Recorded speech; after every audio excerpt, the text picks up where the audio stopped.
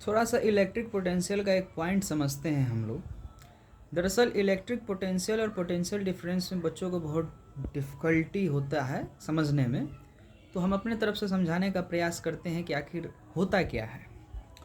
देखिए, यदि किसी एक चार्ज को हम कहीं भी किसी भी अदर पॉइंट से, वह पॉइंट फिक्स नहीं है, इन्फिनिटी से गिवन पॉइंट पर लेकर आएँ। गिवन पॉइंट बोले तो कि मान लेते हैं कि हम यहाँ पर बैठे हुए हैं, तो हम एक चार्ज हैं, ठीक, और हमारे आसपास बहुत सारा फील्ड क्रिएट है, इलेक्ट्रिक फील्ड क्रिएट हो रहा है।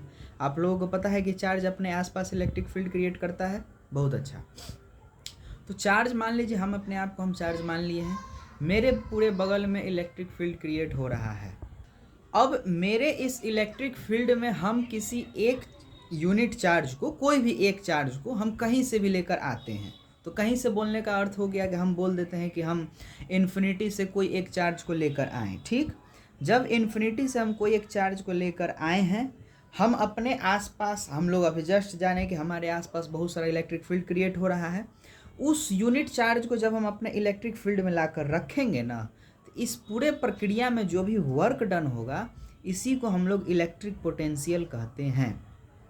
समझ में आया? फिर से बता रहे हैं, जब एक यूनिट चार्ज को गिवन इलेक्ट्रिक फील्ड में लाने में जो वर्क डन होता है, उसी को क्या कहते हैं? इलेक्ट्रिक पोटेंशियल कहते हैं।